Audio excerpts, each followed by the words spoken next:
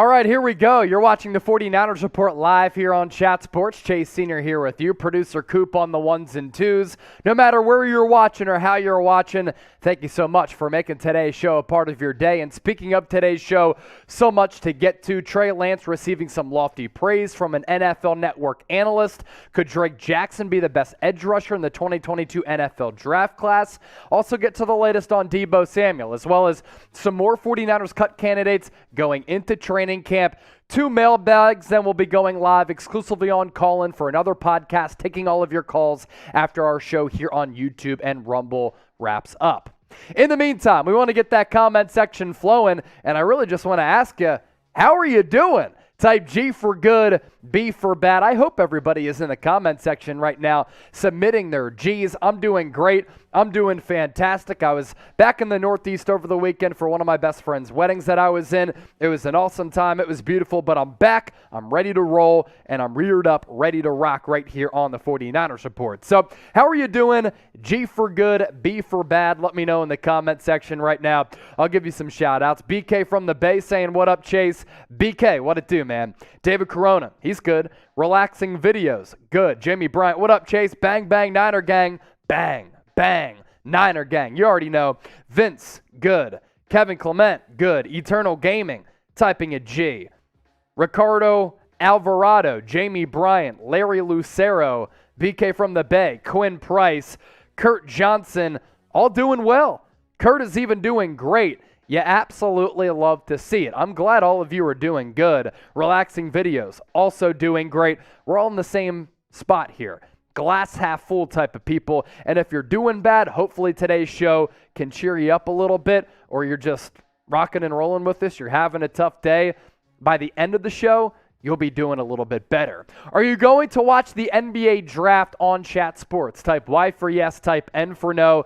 Going to be going live on Thursday, June 23rd. Both rounds, every single pick, all 58 of them in the NBA draft. Myself and Harrison Graham. I hope that all of you watching the 49ers Report, all of you who are subscribed, will join us on our main Chat Sports YouTube channel. Y for yes, N for no. Will you be tuned in as we try to become the most watched NBA draft coverage on YouTube as well as Rumble? Let me know.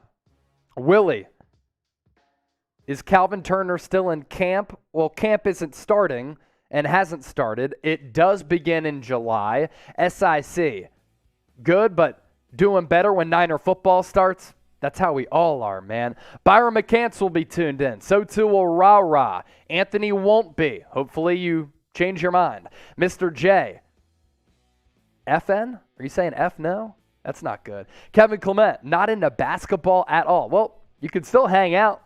Hitman L, I'm just living. Livin. Jamie Bryant, Kurt Johnson, the Warriors are champs. Now the Niners need to win the Super Bowl. For the Warriors, 4 championships over the last 8 years. San Francisco Giants went on an incredible run where they won 3 titles as well. It's time for the Niners to bring some hardware back to San Francisco. David Corono, Y for yes. Willie Kalunga, minicamp. Minicamp wrapped up. Minicamp was a couple weeks ago. It is officially the dead period of the 49ers offseason, but you know what? We're still pushing out videos every single day. NBA draft coverage live. Make sure you join me. 2 mailbags today as well. I saw Chua Lore get a question in. Hashtag 49ers or a super chat, Coop. Hashtag 49ers or super chat us. Make sure you get your questions in for our mailbag. Sub to me, and I'll sub back saying, I love you, Chase. I love you too. Hearts out to everybody for tuning in. Hey, it's been a minute. What's up, Chase? Yo, what up? It's good to see you again. Dwayne Witherspoon, we definitely need a Super Bowl. Yes, we do. Hashtag 49ers Super Chat to get your questions featured live on the show. We'll get that fixed for you here coming up in just a second. Producer Coop right on the fly. Hashtag 49ers or Super Chat us. We have some real ones who send in donations every single week. Hopefully we can get some more donations on today's show. As we always do, every single Tuesday as we now go live, 5 o'clock Eastern, 2 o'clock Pacific. Going to be doing a live podcast on Callin where you have an opportunity to call into the show and spit your hottest 49ers takes or basically say whatever you want. Subscribe and join us, chatsports.com/49ers call-in, and the call-in room being put into the comment section right now. hit that link, turn on our notifications. Therefore, when we do go live, you will be able to join me. I am going to go through the top 49ers training camp battles. That's what we're chopping it up today on Call In with. And then I'll be taking all of your calls for as long as you guys call in. Cannot wait to get to it all. So here's another reminder, 2 mailbags, hashtag 49ers or Super Chat. You can get your questions in as early as right now. Just got to use that hashtag or the Super Chat to allow producer Coop to see all of your questions and pop them up on the screen. If you're pumped up for the show, this is what I want you to do. I want you to hit that thumbs up icon and like the video if you're ready for the show to get underway. We're talking about Trey Lance, talking about Drake Jackson, as well as Deebo Samuel, some more 49ers cut candidates, and also 2 mailbags. And we'll be going live on Call-In for another live podcast, an awesome medium where I have an opportunity to talk with all of you, interact with all of you, hear all of your voices, take your calls like a sports talk radio call-in line. Willie Kalunga, great pod, always listen to your show, bro. Thank you so much. BK from the Bay is getting that question in. So too is Anthony, Lucius, Eternal Gaming getting a question in. Man, you guys really always answer the bell. That's why the faithful is the best. Here's what we have cooked up for today's show. Latest Niners news and rumors, 49ers cut candidates, 2 mailbags. Then we'll be going live on Call-In after the show. Can we get to 50 likes before we get the official show started? 121 people watching live right now. Others getting that notification. They're going to continue to pile in. 50 likes, I think that we can do it just because of what I just said. The Niner gang, the faithful, the Niner Empire, always showing up and showing out. Hit that thumbs up icon and like the video if you're ready to start today's show, because I cannot wait to talk some 49ers football. As I said, I was back in the Northeast for a few days from Friday through Monday at my best friend's wedding in Wilmington, Delaware, and right before I left, I had to cook up all these videos for you to put them up on the channel so that we can provide you with free daily videos, but I've been able to talk Niners in a couple of days, and I am reared back. The bullets are in the chamber. I'm ready to just spray the Uzi with all the best 49ers content here, and cannot wait to break it all down on the 49ers Report live here on Chat Sports on YouTube as well as Rumble. So if you're pumped up for the show to start, I want you to hit that thumbs up icon and like the video. 39 likes. Let's get 11 more to get to 50. And I know you're all going to help us get there. 41 now, 9 left remaining. Let's start this first segment of the show. And by the time I do that, I'm going to look down. I'm going to see 50 likes because you're all the best. News and rumors coming at you right now, live on the 49ers Report.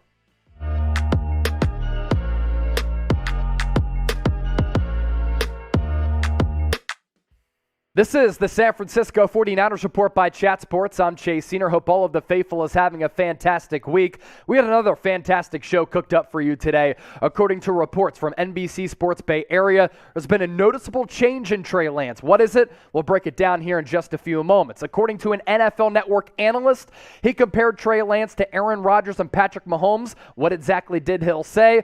We'll dissect that as well. Kyle Shanahan saying that Drake Jackson could be one of the best edge rushers in the 2022 NFL draft class. And did the 49ers make a Deebo Samuel mistake? We'll break all of that down. But we first start off with Trey Lance. According to NBC Sports Bay Area, reached out to a couple of sources, and they said there is a noticeable change in Trey Lance, and that his throws are looking a lot different with a healthy finger that he injured last year in the preseason game against the Las Vegas Raiders. So here's what NBC Sports Bay Area had to say about that change from Trey Lance. Sources close to the quarterback have shared with NBC Sports Bay Area that now, with a fully recovered index finger, Lance's passes are noticeably more crisp and tighter. Unable to fully use his index finger to finish off throws during the 2021 season, receivers had to adjust when Lance was under center. Jimmy Garoppolo is known for his tight spiral and quick release, which keeps the ball spinning as it is being caught, a source said. Lance's throws, though, have quite a bit more velocity, and the young quarterback throws a slightly more accurate deep ball, especially now that the 22-year-old is fully recovered from the injury. So last year, and at points throughout minicamp and OTAs, We saw this wobble on Trey Lance's throws, but if the finger injury was the reason why Lance was a little bit inaccurate and there was a wobble on the football when he was delivering the ball last year and he was able to recover from that index finger injury, this would explain the wobble and some of the inaccuracies that we saw last year. The injury did happen against the Las Vegas Raiders in that preseason game, and according to Lance, it's something that really affected him all throughout the year. And if you think about it, when you throw a football, a couple of things here. When you finish off like this, but also your index finger is really important when you're flicking that wrist downward and when you're just overall throwing the football with your motion. So if you think about it, when you hold a football and your index finger, you're not able to put that same pressure on the pigskin that you normally would, that would lead to a little bit of a wobble. That would lead to some of your throws being errant. According to Trey Lance, that's exactly what ailed him last year. Still to come on the show, we're only getting started. Trey Lance getting compared to two stars at the quarterback position in the National Football League. And what did Kyle Shanahan have to say about Drake Jackson? Lofty praise for the edge rusher out of USC, San Francisco's second-round pick, and the 49ers' Deebo Samuel mistake. Did they make one? Did they not? That's all still to come. But first, I want to ask you this question because I'm curious to see where you're all at and what phone you're using. My boy Tom Downey, he's great. He uses an Android. I call him a cop. Do you use an Android? Type A in the comment section. Do you use an iPhone? Type I in the comment section. I want to see what mobile device all of you are using. Let me know down below.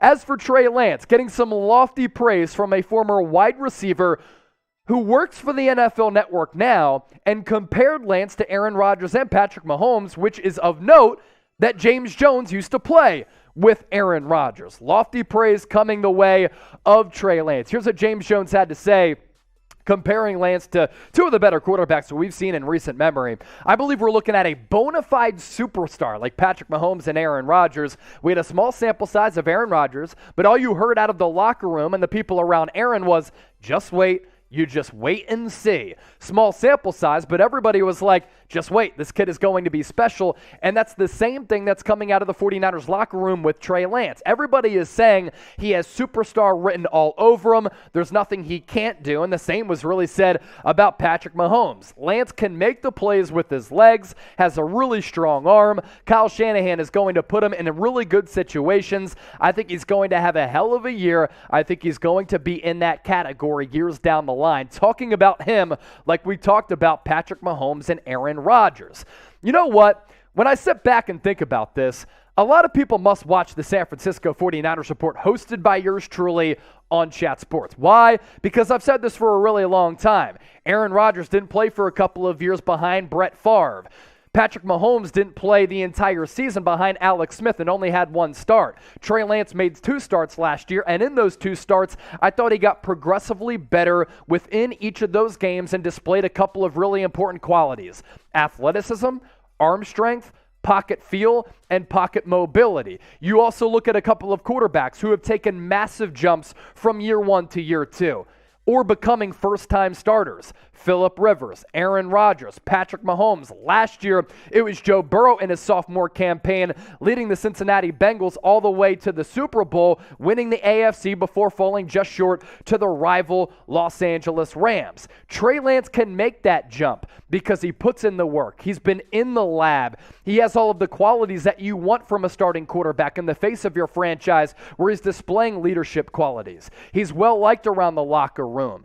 And in terms of his physical skill set, he can keep defenses on edge. The offense is going to be a little bit less predictable with Lance at the quarterback spot as compared to Jimmy Garoppolo because of the athleticism, but also Lance has the necessary arm strength to complete throws all across the field and take the top off of the defense vertically with that elite arm strength. And I think there's going to be a change in the Niners offense, which makes them a little bit more explosive. We know this. Lance needs reps. He's getting them because Jimmy Garoppolo is away from the facility as he rehabilitates that shoulder injury. We also know that Trey Lance is a little bit green as a passer. How can he get better? With more reps. But all of the talent and all of the qualities are there for Lance to make that monumental jump like some of the aforementioned quarterbacks. It's one of my bold predictions for this year that Lance impresses a lot of people in his first year as a starter for San Francisco. If you think Lance becomes a star, then show me that you think that he can become a star by hitting that thumbs up icon and liking the video.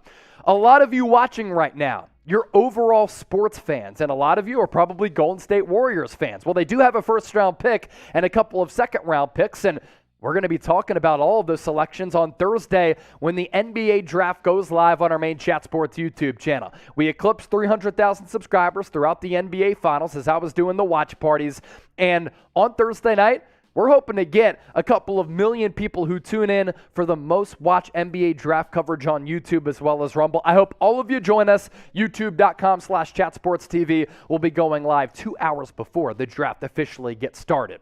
Is Drake Jackson destined for stardom? Drake the football player getting better reviews than Drake the rapper's new album, which I've been told is garbage. I'm a big fan of Drizzy, grew up with him in that 2010 range. Rap music was at an all-time high. Now rap music is kind of in a doldrum, and Drake's new album, I haven't listened to it yet. I've heard it's a little bit wonky. But for San Francisco, this is good news because Drake the football player is receiving praise while Drake the rapper is not getting that same praise. And he's getting that praise from Kyle Shanahan, which we'll break down here in just a few moments. But with Drake Jackson, he gets drafted in the second round by San Francisco. I didn't think edge rusher was necessarily a need. I just thought that they went BPA, best player available, and they decided to take a position of importance that they really value at that edge rusher spot. So you look at the numbers at USC last year. 6 sacks, 17 hurries in 11 games, 8 tackles for loss, and 1 forced fumble. And you look at those numbers and you're like, you know what? They're not crazy by any means. But the raw number and the raw numbers don't blow you away in terms of what Drake Jackson was able to do last year. But the analytics actually tell a different story. And with analytics, sometimes they tell a full story. Sometimes they don't tell a story at all. But sometimes the blend of that combined with the tape are pretty telling. And for Drake Jackson, I think that's what the 49ers organization saw. They looked at the numbers, they looked at the analytics, they looked at the tape, and they also looked at, okay, hopefully Nick Bosa is going to be on this team for a really long time. We have Drake Jackson on the other side of him to hopefully replace Dee Ford, and this guy can really cause a lot of havoc coming around the edge. Here are those analytical numbers. Pass rush grade, 88.3. Some of the best figures across all of college football for all edge rushers. Pass rush numbers, 82.5, and then his pass rush win rate. How many times was he able to win? 20%. All of those figures among some of the elite players in all of college football, and that's what Kyle Shanahan saw. He saw an elite player when they dived into the tape. He said this recently. The first time we watched Drake, he was like the 10th defensive lineman that we watched because we watched them based on where they projected him to go, and his tape was better than the 9 that we watched before him. It shows the potential of a guy. Yeah, there's some things as to why we got him at 61, but when you see the things that he's capable of doing, and I'm not trying to put the pressure on him or anything, you see the ability to be one of those top guys, and you have that advantage at 61. Those are the things that change teams. Let me also say, before we get to this question, that Drake Jackson, he's pairing up with arguably the best defensive line coach in the league in Chris Kocurek, playing in a scheme led by D'Amico Ryans that allows defensive linemen to flourish, and Drake Jackson is going to have a role this year to certainly earn a lot of snaps on this defense to prove that he was worthy of that 61st overall pick, and maybe he can prove to other teams that they slept on him in the pre-draft process. How many sacks will Drake Jackson have as a rookie? I'm about to set the number at, I don't know, let's say 5.5. You going over, under? Let me know a numerical figure in the comment section right now. And while you go down there, make sure you subscribe to the channel. Over the weekend, we were able to surpass 60,000 subscribers. Big reason why we've been able to grow like we have been, all of you, and the fact that we publish videos every single day. YouTube.com/49ers TV will take you to the promised land. Better yet, just hit that red subscribe button down below. Did the Niners make a massive mistake with Deebo Samuel? According to Bleacher Report, they put together an article looking at one big regret for every NFL team for the 2022 season. And the top 5 highest paid wide receivers in the league, it's players like Devontae Adams, Tyreek Hill, Cooper Kupp, A.J. Brown. Where is Deebo Samuel going to be? And the fact that there was all that wide receiver movement and all those guys got paid, can the Niners now afford to pay Deebo Samuel like some of those other top guys? This is what Bleacher Report had to say on the Deebo regret. San Francisco likely wishes it had inked Samuel to an extension at the start of the offseason, as new deals for Davante Adams, Tyreek Hill, A.J. Brown, and Cooper Kupp have reset the receiver market. A.J. Brown is the least expensive of the four, and he's set to earn $25 million annually on his new deal. That's likely now the floor for Samuel, though there's a bit of a caveat for the Niners. Had the Niners locked him up before free agency, a deal in the $20 million per year range might have been more feasible. Now that Hill is getting $30 million per year and the far less proven Christian Kirk is getting about $18 million annually, San Francisco likely has no chance of keeping Samuel on a team-friendly contract. And the wide receiver value has only increased because of all of those aforementioned deals that have been signed by other teams and players across the NFL, and you look at the impact that Deebo's been able to have on San Francisco. I mean, you can make the argument that he's more impactful because of his threat as a runner and a pass catcher than these guys right here. Tyreek Hill, Davante Adams, DeAndre Hopkins, Cooper Kupp, A.J. Brown, the top 5 highest paid wide receivers in the NFL. And if you were to pay Deebo Samuel right after the year, before some of these deals took place, or even during some of these deals taking place, could have saved yourself a little bit of money. But now the wide receiver value and the market has exploded. And now you might be forced to pay Deebo at least $25 million, because I guarantee you this, him and his agent, they're going to go to the negotiating table with San Francisco and say, am I better than A.J. Brown? Am I as impactful as a Cooper Kupp? DeAndre Hopkins is getting a little old. Does Davante Adams have the versatile game that I do? I had better numbers in some categories than Tyreek Hill. You want to give me less than $25 million? I'm going to walk. You give me more than that, then I'll re-sign. But the point here being, from Bleacher Report, San Francisco may have cost themselves some dough. So what do you think? Did the Niners make a mistake by not signing Deebo a little bit earlier? Give me a Y for yes. Give me an N for no. I'm taking all of your comments in the comment section right now. I'm going to go back to see what all of you have to say. Give you some shout outs here. Brutal. Bang, bang. Hit that like, y'all. Yes, sir. Hunter Morris. What about Jason Poe? We'll talk about him a little bit later on our call-in segment. Lucis. Christian Kirk really economically collapsed the wide receiver market. Apparently the Jags love to overplay third stringers. You make a great point. He really did. Chua Lore, Y for yes. My man L, Y for yes. YR Danny Becerra, no. The Truth, yes. Eternal Gaming, yes. Niner Faithful, yes. Tavarius, yes. Everybody basically saying yes. Anthony Nelson submitting an N for no. 2 mailbags, one of them coming up right around the bend. Use the hashtag 49ers or Super Chat to get your questions answered. I know a lot of you have submitted questions, and you are submitting questions right now. Make sure you get those questions in, and I'll answer as many of them as I can during this upcoming mailbag. Also going to be going live on Call-In for a live interactive podcast. In case you don't know what Call-In is, think Twitter Spaces, but even better, sub on the Call-In app. We just see clips 100 subscribers over there. Chatsports.com/49ers Call-In. After our show on YouTube and Rumble wraps up, we'll be going live on Call-In exclusively for a podcast where you have an opportunity to actually call into the show. 233 people watching live, 79 likes. We got to get to one more for Jerry Rice, but then to 100 because we just got to get there. Continue to hit that thumbs up icon and like the video if you're enjoying today's show. Continue to get those questions in because coming up right now, a mailbag right here on the 49ers Report. Coming your way on the 49ers Report by Chat Sports, I'm your host, Chase Sr. Going to take all of your questions from our loyal subscribers talking about all things 49ers. We go live, by the way, every single Tuesday at 5 o'clock Eastern, 2 o'clock Pacific. This is where we answer all of your questions, so make sure you subscribe so that you can join our live shows, and therefore, anytime we push out a video, you will be notified. Start off the mailbag with this question coming in from Chua Lore. Do you think the 49ers address center next year in the draft? How many picks do the Niners have next year? I don't know off the top of my head how many picks the Niners have next year. I do know that they don't have a first-round pick until 2024 because they mortgaged that away to draft Trey Lance. Do I think the Niners will address center? Do I think they should? Yes. I think the answer to both of those questions, yes.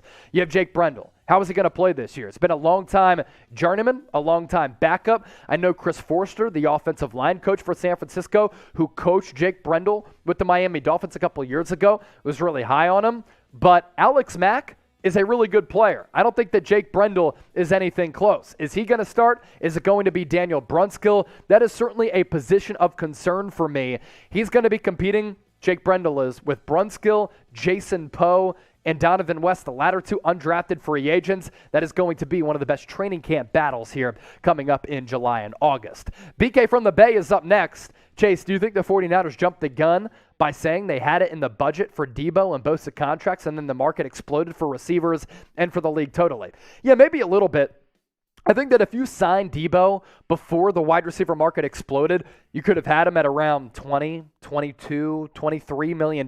And now A.J. Brown per year making $25 million annually. And I think that Deebo Samuel is going to go to the contract table and say, I'm more impactful than a lot of these guys who are making in the neighborhood of what I want to make. Don't offer me anything lower. Do not lowball me. Otherwise, I'm going to dip, and then you're going to have to find your young quarterback a new number one wide receiver because, in my opinion, I think Brandon Ayuk is better as a number two. So, yeah, I think by waiting, they have cost themselves a little bit of money, but historically, this is how the 49ers have done business. They have usually handed out contract extensions in August and in July, and I expect the same to happen potentially for Deebo Samuel and Nick Bosa.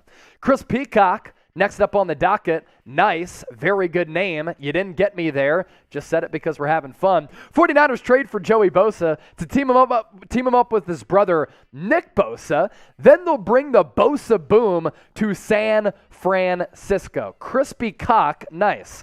Yeah, I don't think that's really possible to a certain degree because Joey Bosa just signed a big contract extension with the Los Angeles Chargers. What's interesting, though, he does have an out in his contract after, I believe, the 2022 or 2023 season, so that would allow him to become a free agent. And can you imagine Nick Bosa and Joey Bosa teaming up together? That would form one of the best edge rushing duos in the NFL, not just right now, but in recent memory. I actually think that Nick Bosa is the better player as compared to his older brother. What do you think, though? So to answer your question, Chris, no, I do not think that is going to be possible. I think the 49ers have let their plans be known by how they've kind of stacked the defensive line, how they've gone after a guy like Kerry Hyder, Kamoko Toure. They traded for a Charles Omenihu. They signed Samson Ebukam. They drafted Drake Jackson. All those guys, cheaper options than Nick Bosa. And it just makes sense financially to have those guys on your team as compared to having two premier edge rushers who demand very high salaries. But who's better, JB for Joey Bosa, NB for Nick Bosa? Let me know in the comment section right now. Anthony N., do you think we can make it all the way this year? I do. This is a really good team. Now, a lot of it is going to hinge on the play of Trey Lance, and I don't even think that he has to do an incredible amount and shoulder an incredible load. I think that Trey Lance just has to be solid. Why? Because there's a good complementary supporting cast around him. This is an offense that's led by Kyle Shanahan, one of the best play callers in the sport, who really found a groove last year after that 3-5 start. You have the best left tackle in the game in Trent Williams. And then you look around the offensive side of the ball. Deebo Samuel, Brandon Ayuk, George Kittle. I like Juwan Jennings as a slot. You drafted Danny Gray. I think this defense could really be the calling card for this team this year. Stacked defensive line. One of the better linebacking cores with Azeez Al-Shire, Fred Warner, and Dre Greenlaw. You have your number one corner in Charvarius Ward. Number two in Emmanuel Mosley. A 2A, 2B guy in Ambry Thomas. And then at that safety spot, opposite of Jimmy Ward, some concerns. But the depth on the defense, especially that defensive line, really, really quality. Lucius, out of all the rookies, I personally am most interested in Danny Gray. Seems like a slot Marquise Goodwin kind of guy that can easily get open and burn corners. What do you think about Danny Gray? He was my favorite pick in this draft class for San Francisco. I really liked him coming out of SMU. He is really good at picking up yards after the catch, and he's just a really quality player. Now, I want to see him work on his hands, has to become a little bit more reliable there, but he's really dynamic with catching the ball in and out of traffic and making guys miss and breaking some tackles from time to time. Most importantly, though, some pull-away speed. And you put him in this offense where Kyle Shanahan is going to be able to drum up some creativity. I love the selection. I think he can be a more all-around wide receiver as compared to Marquise Goodwin. I kind of compare him more to an Emmanuel Sanders. Has that burner aspect to his game, but also can play outside, play inside, and just do a little bit more than being a vertical burner like Marquise Goodwin. Make sure you subscribe to us on Callin. It's an audio social podcasting app that's like Twitter Spaces, but even better. And every single Tuesday after our show airs live on YouTube as well as Rumble, we've been going live on Callin, taking all of your calls and also doing segments over there exclusively. You have an opportunity to call into the show to ask me a question or voice your best 49ers takes. Subscribe to us now, chatsports.com/49ers Callin. You plug in that link, or we have those links available for you in the comment section and the description of this video. Niner faithful with this. Hey, Chase, in a dream scenario where Jason Verrett stays healthy and our starting cornerbacks are Ward, Verrett, and Mosley, where do you see this defense ranking throughout the league? Don't forget about Ambry Thomas. He really came on the last month or so of the season. And by bringing back Jason Verrett, that really helps your cornerback depth. You drafted Samuel Womack. You drafted Tariq Castro-Fields. We'll see if Deommodore Lenoir is able to perform better in training camp in the preseason than he did in OTAs and minicamp where he really struggled. But the depth in the secondary is already better than it was last year, where after Verrett went down, you were kind of screwed and you were trying to find your groove at that cornerback spot for a really long time. And that was a big reason why they started the year 3-5. Then some guys started to step up. The defensive line was getting after the quarterback. But this defense, they can be top 5, mostly because of that defensive line. Linebacking core, I think, is underrated. One of the better in the league, as I said. And the secondary is much improved from a year ago. Byron McCants, do you think the Niners should go after Sue as another depth piece? No. I don't think they need to. They're already really loaded along the defensive line, and what DeMeco Ryans likes to do is interchange some of his edge rushers and put them in for some NASCAR packages at the defensive tackle spot to exploit some mismatches when you put some faster players from the edge spot at defensive tackle going up against some slower-footed guards. You saw it last year with Eric Armstead, with Arden Key, Samson Ebukam, Charles Omenihu, and also already at defensive tackle, you're trying to see what you have in Javon Kinlaw, Hassan Ridgeway. Kerry Hyder, I think, can play edge as well as defensive tackle. So you really don't need to go after Ndamukong Suh on the free agency market. Brutal, will Trey Lance be able to command the huddle? Yeah, why not? I mean, this guy is a good communicator. He is a really hard worker. People have raved about him throughout the offseason already. They said there's a noticeable change in how he carries himself as well as how he's been playing. No concerns about him commanding the huddle. This guy is mature. This guy has leadership qualities. He's a good communicator. If you watch his press conferences, he's also a really likable guy. I was thinking about this the other day, how far we've come with technological advancements, especially when it comes to phones. I didn't graduate high school all that long ago, class of 2010, shout out to Bayard Rustin High School. And I perfected, when I was at school, using those flip phones with the keyboards of texting underneath the desk, and I would watch my teacher like this while sending text messages to my homies. That was my first phone, but also I think about what my parents had, those old school Nokias where they were playing that worm game, and also those Razor phones. Those were some of the first phones that come to my memory. What was your first cell phone? Let me know in the comment section right now. BV50, 49ers report by Chat Sports. Do you think Aaron Donald and that contract makes it harder to sign Bosa? No, it just makes it more expensive. I think he's going to get about $30 million per year because that's about the asking price of what it's going to take to bring back a player like Bosa. Aaron Donald became the highest paid non-quarterback in the history of the NFL. And everybody is like, oh my God, these contracts are crazy. They're so expensive now. In like 5 years, edge rushers might be getting paid $35 to $40 million because these new TV deals and the NFL continues to grow. The viewership continues to expand. They're expanding their global footprint as well by playing all these international games in the UK, Mexico, and beyond. Look, the 49ers, they're going to have money to pay Nick Bosa, and honestly, get that contract done earlier as compared to later, because if they don't, then you might have to pay Nick Bosa even more than Aaron Donald. Chris, last question of this mailbag. Trade Jimmy Garoppolo to Detroit for Jeff Okudah. Does Detroit need Jimmy Garoppolo? They have Jared Goff, right?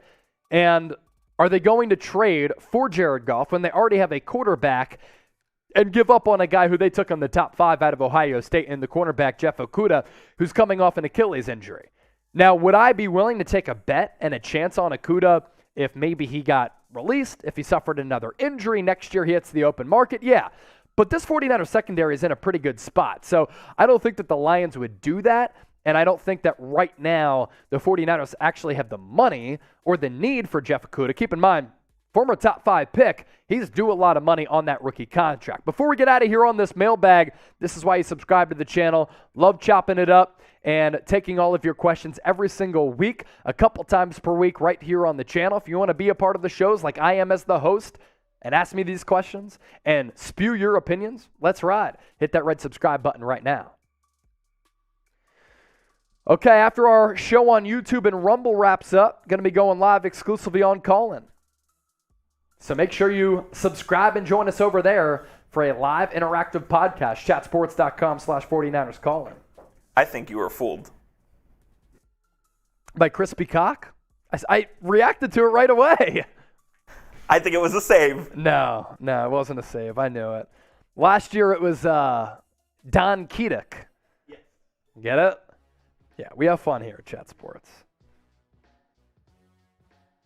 Looking at the comment section right now, Puffin, he had a flip phone. Jamie Bryant had a pager. BV50's in the chat. The Garn Hutch, Hunter Morris. You love to see it. Coming up next on the show, going to be taking a look at some 49ers cut candidates heading into training camp. That's next up on the docket. We did have 2 Super Chats come in, by the way. Try to get to those if we can. One came in from Anthony, and the other came in from the homie who's been supporting the show, Michael Fernandez. It was a Super Chat sticker. So this coming in from Anthony, offensive line is the key this year. Jimmy G will find a way to be the quarterback. Watch and see. I hope not. I hope that Trey Lance is the guy. But Anthony, if you're a big Jimmy Garoppolo fan, we know that what he can bring to the table, that's him winning about 71% of his starts. So he'll put the Niners in a position to win a lot of football games. As for that other Super Chat that came in, Michael Fernandez, you are the man. You keep sending in those Super Chat stickers, man. You are the best. We appreciate all of your donations. Coming up next on the show, going to take a look at some cut candidates heading into training camp. That's all coming up right now. What's good, faithful? You're watching the 49ers Report by Chat Sports. I'm your host, Chase Senior. No matter where you're watching or how you're watching, thank you so much for making today's show a part of your day. As for what we're talking about on the docket for today's episode, 49ers cut candidates heading into July training camp, which comes your way at the end of July. So we start off with Jimmy Garoppolo. Obviously now, he could either be traded, he could be cut. According to a lot of NFL executives out there, they do believe that Garoppolo is going to end up getting cut because the value in a trade for San Francisco isn't really there with him coming off that shoulder surgery and all of the quarterback movement that we've seen take place throughout this crazy offseason that I think has been the most monumental offseason that we've ever seen in the history of the NFL.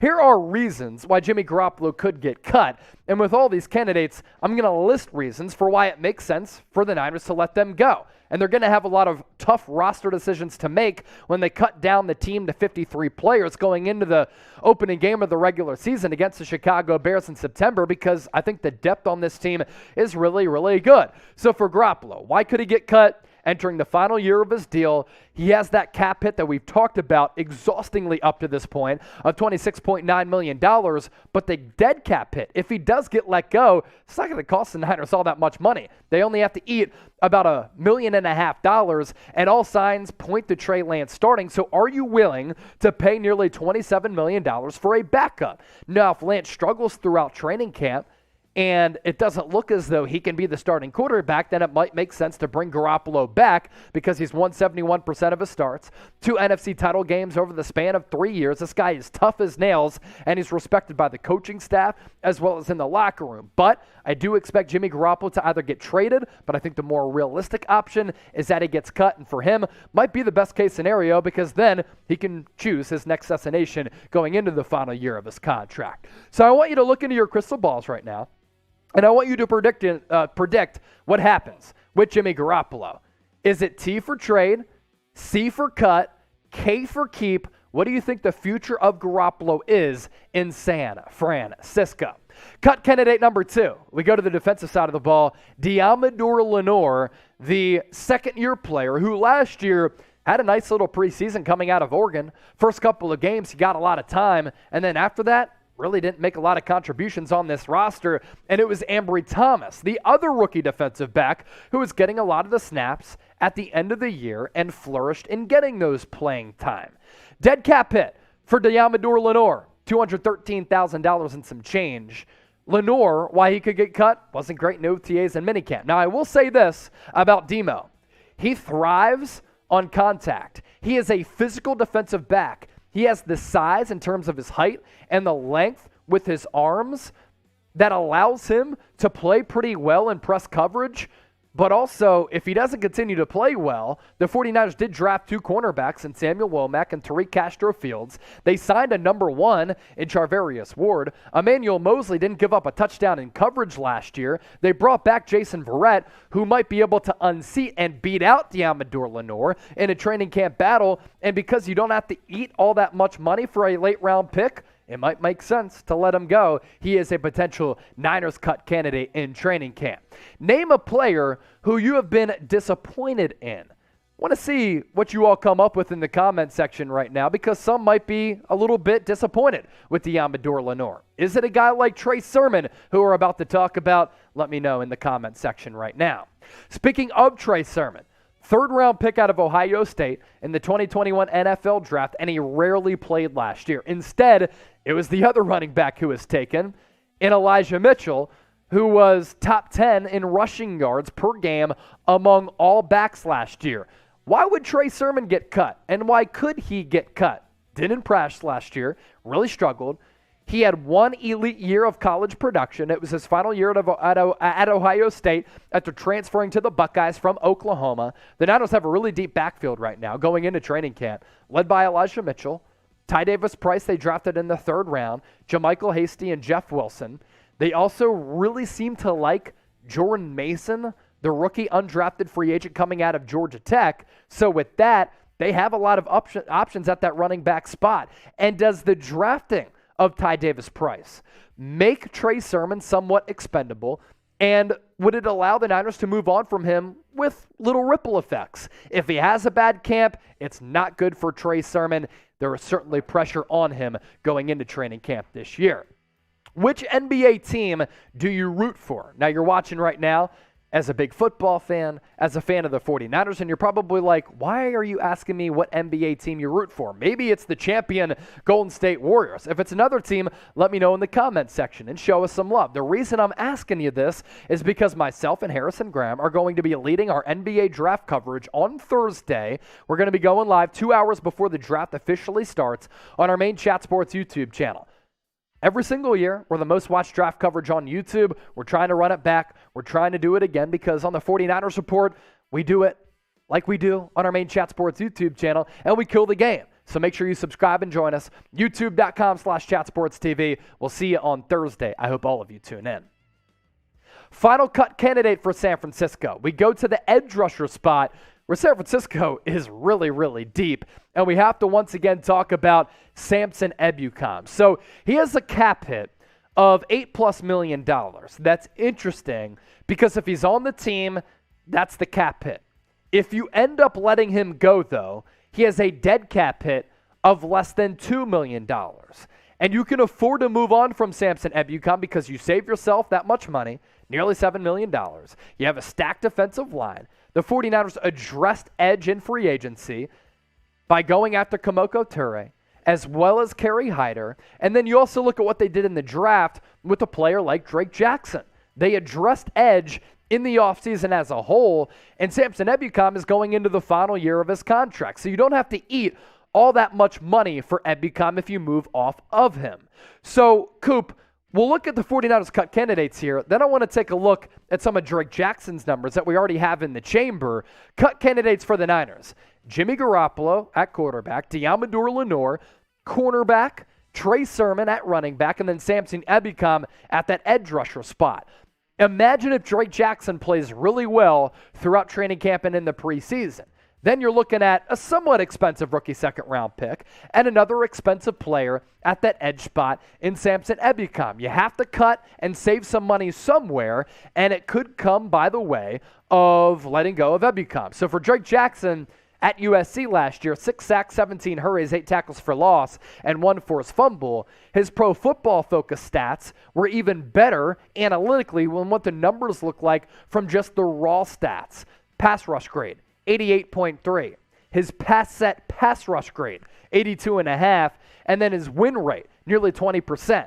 On the scale of elite numbers among all pass rushers in college football a year ago, Drake Jackson and all those numbers here to my right, all in the category of elite. And Kyle Shanahan said, Drake Jackson, I think he can be one of the best edge rushers out of this 2022 NFL draft class. He said, we watched tape on about 9 or 10 edge rushers before we got to Drake Jackson. We didn't watch him until 9th or 10th because he was slotted as going after some of those other players. But we like him the most. Now, of course, you draft a guy and you're like, yeah, we're going to heap praise upon him because he's one of our draft selections. But I think that Drake Jackson can become a really good player. He's in a system that allows defensive linemen and edge rushers to flourish. He's also playing on the other side of Nick Bosa. So many double teams are going to go his way, opening up one-on-one opportunities for Drake Jackson to pin his ears back, play an aggressive brand of football as a rookie, which I think is really important, and get after the quarterback. And you look at his win rate at nearly 20%, which is really good. His pass rush grade, if he has one-on-one coverage coming off the edge, it's really good news for Drake Jackson. The ability is certainly there. So what do you think? I just listed 4 guys who could get cut on this 49ers roster.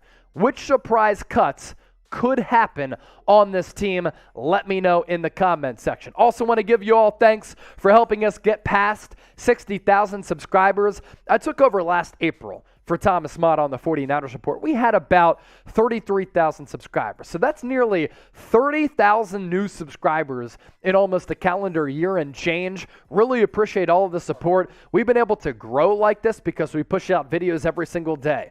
News, rumors, free agency, NFL draft. Our watch parties last year, it's the first time that we did them. Some games, we had more than 100,000 people join us. We're running it back this year as well, where I give you some play-by-play, and we have an absolute blast right here on the channel. So if you haven't subscribed, do so right now. For those of you who helped us get to 60,000 subscribers, my humble thanks to all of you for supporting the show. Okay, we're going to round out the show with another mailbag, then we'll go live exclusively on call-in. A couple more Super Chats came in. Anthony, we'll start the mailbags with those. Appreciate those questions that did come in. 99 likes right now. Got to get to the century mark. It's 30 more than 69. 243 people watching live. IFR Dries, he's back. 49ers for Denmark. My guy, it's good to see you again. I'm a 49ers fan since the early 70s from Prince. Appreciate you watching. Hunter Morris, Fryer Gowdy, all in the chat right now. Chase from Fryer. Who do you think we need to let Jimmy G go with no good backup quarterbacks? Well, here's my problem. $26.9 million for a backup quarterback. It is a hefty, hefty price. Now, am I confident in Nate Sudfeld? Not at all. Not at all. Mailbag coming up next. And then after that, we'll be going live for another live podcast on Call-In. Subscribe and join us. You see the link down below, homies. It's chatsports.com/49ers call-in. Also, you can download the app on your iPhone or Android devices. That is available in the comment section and the description of this video.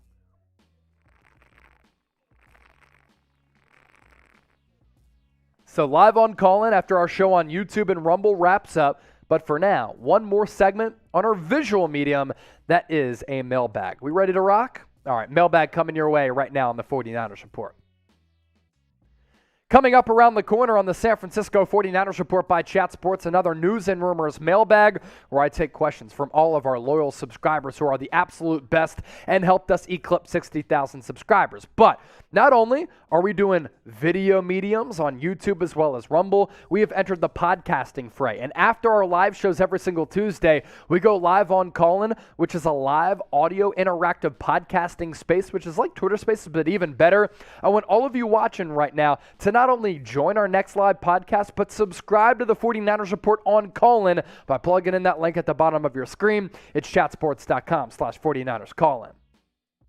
Start off this mailbag with this question coming in from Anthony. It's a $5 super chat.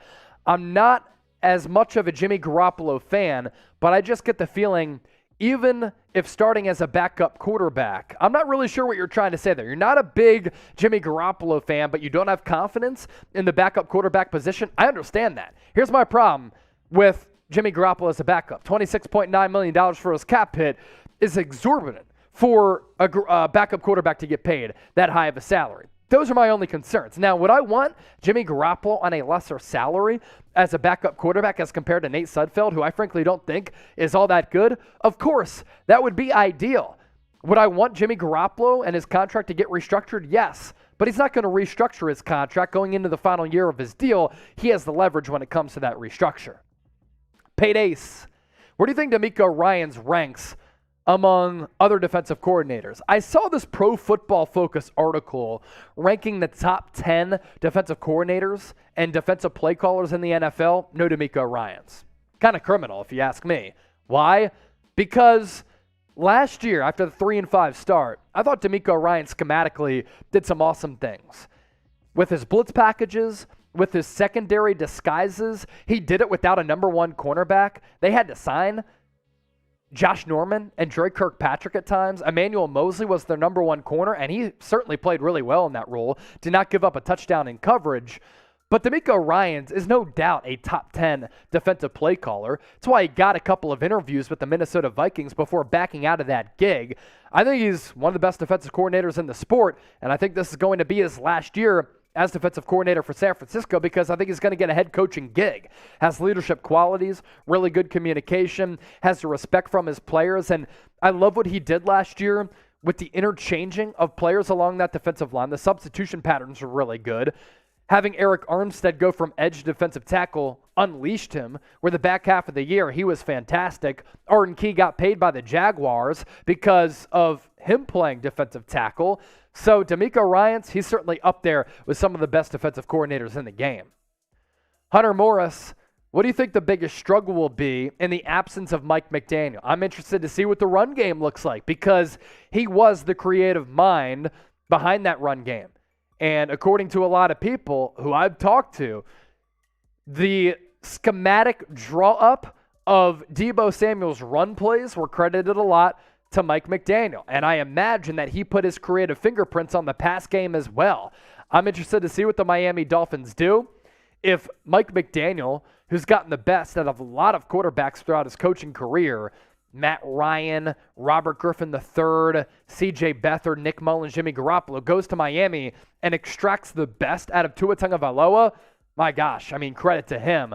But yeah, those are a couple of areas that I'm a little bit concerned about by losing Mike McDaniel. But you did replace him with Anthony Lynn, who's certainly respected, especially as a former running back. But Mike McDaniel, his loss is going to be felt. I don't think there's any question about it. Let me put you to the test with this question in the comment section, grub, and make sure you get your votes in down below. If you could have one meal for the rest of your life, what would it be? Now that I moved to Texas and we're based out of Dallas here at Chat Sports, Tex-Mex is pretty hard to turn down. My gosh, it's really good. But I think about a filet mignon steak, so good. Pittsburgh style on some nice ribeye or, a little bit of bison. My goodness, I think about all that, I start to salivate. You let me know, what would it be? Get your votes in the comment section right now. Hanif Razak, next up on our mailbag. How many touchdowns and yards will Trey Lance throw for as well as rush for in 2022? Okay, let's say that he throws for 3,800 yards. He throws for 26 touchdowns, and he runs for 8 more. So that gives you 34 combined touchdowns and a little less than 4,000 passing yards. I think that's pretty good. How many yards does he rush for? Hopefully it's actually not that many because I want to see him grow as a passer. Fryer, Chase, please answer this. Do you all believe in our backup quarterbacks? No. I don't really believe in Nate Sudfeld. I don't really believe in Brock Purdy. And are we putting in Jimmy Garoppolo as a backup quarterback? Because right now, if he were to join the Niners and he were to practice, I think he would be the number 2. behind Trey Lance. And I think that he would be a good backup quarterback. But once again, it's him and that price tag that worries me just a bit with that cap hit. So if Garoppolo is the backup, he's probably the best backup quarterback in the NFL. I don't think that's crazy to say. Guy has played in 2 NFC championship games and won 71% of his starts with a large sample size. If it's not him and it's Nate Sudfeld, I don't trust it all that much. Now, a lot of the pressure on the 49ers to win games in 2022 is going to be on Trey Lance. So what do you think the Niners' record is going to be this upcoming season? You let me know. I think San Francisco wins 10 games, and that'll get them into the playoffs once again. And once you get there, you get into the big dance, you punch your ticket to the playoffs, anything can happen. Make sure you subscribe to us on Callin, an audio social podcasting app that, hey, you can say whatever you want, unfiltered, raw content, exclusive content on the Callin app as well. We'll be going live every Tuesday after our live shows air on YouTube as well as Rumble. What's the best feature about it? You get to call into the show like a sports talk radio show, like you're listening to The Game or KNBR in the San Francisco Bay Area. Subscribe, chatsports.com/49ers Callin. It's been an absolute blast to hear all of your voices, take all of your calls, and chop it up with the faithful. Little dude, wow. I think Drake Jackson will be in the top 10 to 15 rookies that will make a sudden impact. See, what I also like about our mailbags, you don't have to ask a question. You can just chime in with a hot take like that. So 10 to 15 rookies that will make a sudden impact. I think what the Niners envision him doing, and you look at what he did last year, they want him ideally to become the next D Ford. And if he becomes the next D Ford, who had about 9 good games before he started to get injured and was paid a lot for those 9 games, I think that your bang for the buck will be certainly worth it, and you get him at 61 overall, 6 sacks last year with USC. You play on the other side of Nick Bosa, 17 hurries, 8 tackles for loss, 1 forced fumble. The physical attributes are certainly there, and I think the one-on-one opportunities for him to win some battles in the trenches will be there as well. How many sacks will Drake Jackson have as a rookie? Good job by producer Coop for cooking up that question on the fly. You'll let me know. I'm going to set the over-under at about 5.5. BV50, Chase, how do you think Mostert will do in Miami? If he stays healthy, I think he'll do pretty well. Has elite speed, pull-away speed. He's one of the fastest players in the NFL. Mike McDaniel, and his forte is certainly that run game because he comes from the Kyle Shanahan coaching tree. He's also creative with finding creative run plays to call at opportune times. And if Mostert can stay healthy, he is certainly at the good graces of Mike McDaniel. McDaniel really likes him as a player. That's been the case for a couple of years now. He just has to stay healthy. And if he does, he could win that RB1 spot in Miami, I think. Chris, is Kyle Shanahan a top 3 coach? Man, this is really hard. I would say no. Who are the top 3 at this point? It's like an impossible conversation to have. It changes every single year. I still think Bill Belichick has to be up there, even though I have some questions about what they're doing offensively, especially if they have Matt Patricia or Joe Judge as an offensive coordinator. That's crazy. Sean Payton no longer in the league, so that enters another guy in there. Sean McVay has to be in that conversation. The jury is certainly out, but Kyle Shanahan, at moments, I think has been one of the best coaches in the NFL. Right now, I think he's certainly top 10. Jamie Bryant, when do you think we move on from Jimmy G, and does he get traded or just get cut? The Jimmy saga needs to end. Yeah, I agree. I think it's best for both parties to move on. If there's any chance that he agrees to a contract restructure, then I wouldn't mind having him back, but I don't think he agrees to a contract restructure. When do they move on from him? I think Trey Lance might have to prove throughout a week or 2 of training camp that he is indeed it, and he can be that guy, but we will certainly see. Kevin, last question in this mailbag. Opposite of Bosa, D. Jackson pulls in at least 12 sacks this year. Kevin, if Drake Jackson has 12 sacks as a rookie, I will do 20 push-ups and shotgun a beer consecutively on the 49ers report. That's a bold take, but I absolutely love it. Appreciate you for sending that in. Last question in this mailbag. Who will rep the NFC in the Super Bowl this year? Super Bowl 53. Will it be the Niners? Will it be another team? You let me know and chime in the comment section right now. Let me know if you think the 49ers can do it. Okay, we're about to go live exclusively on Callin. In the meantime, if you could have one meal for the rest of your life, let me know. What would it be? Hunter Morris, tomahawk ribeye. That's pretty damn good. Hands down right there. I was at a steakhouse in Scottsdale a couple weeks ago. My gosh, I went Pittsburgh style. It was awesome. No, it was Bourbon and Bones, I think it was called. Oh, Larry Ogunjobi to the Pittsburgh Steelers. Nice. Jeremy's happy about that. Get those last meals in. Then we'll go live exclusively on call-in for another live podcast where you have an opportunity to call into the show. Just took his nameplate off in the locker room, Jimmy G from Val Ramos. Can you say Alton Smith from BV50? Is that your meal that you would like to have? Or are you comparing him to Drake Jackson? I don't know what you mean by shouting out Alton Smith.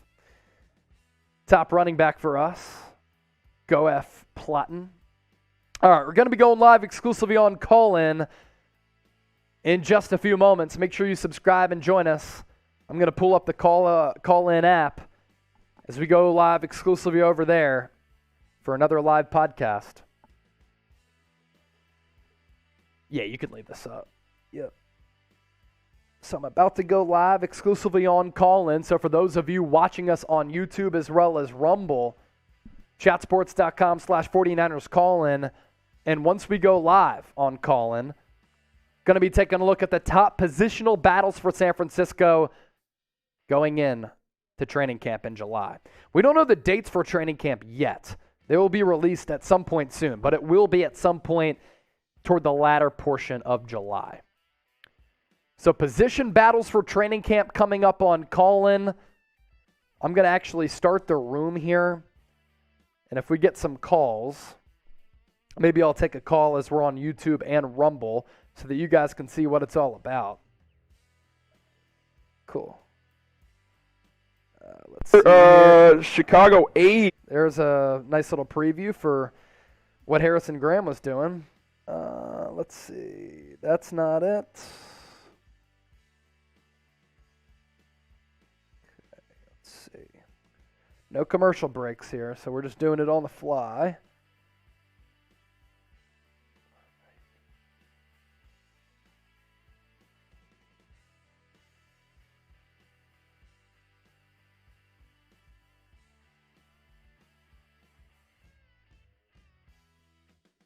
Okay, so we are officially live on the call-in app. You're listening to the San Francisco 49ers Report by Chat Sports. My name is Chase Sr.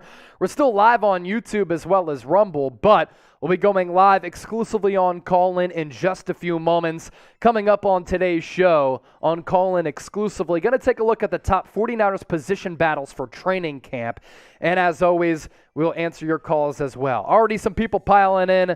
Drew, Jason, Brian, Marshall, a couple of others. I'm seeing a couple of you haven't made profiles yet. So make sure you start a profile, therefore that you can call into the show, chop it up with me, ask me any question that you want, or spit your hottest 49ers takes. So we're still live. Can't hear me? Can people hear me on call-in? Let me know. You can let me know in the comment section right now. Can you hear me on call-in? Let me know. We're testing the audio out. Live on call-in. Bear with us here. We're starting the room. Still live on YouTube as well as Rumble. Yeah, I unmuted myself.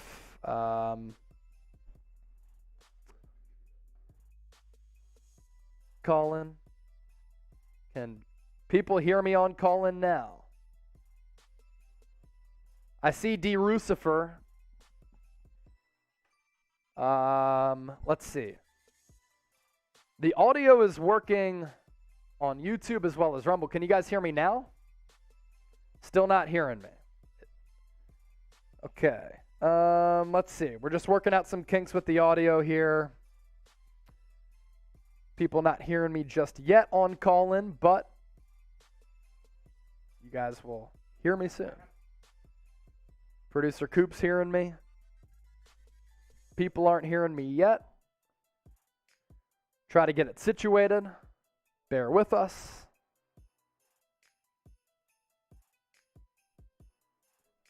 Gonna keep talking here. see if people can hear me. Mic check 1 2 1 2. I can try to unplug and plug in again.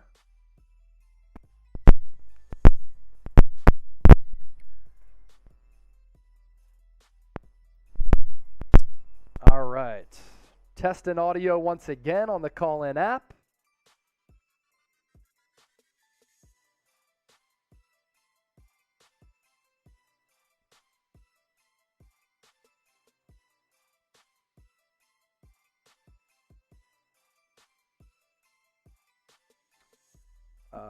I don't have the adapter on me.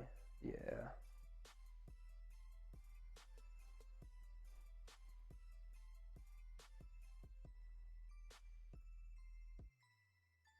All right. Got a couple people in the room here. A lot of people piling in. If you're on YouTube, we're about to get the audio situated on the Rumble side of or on the call-in side of things. Okay. So we're just going to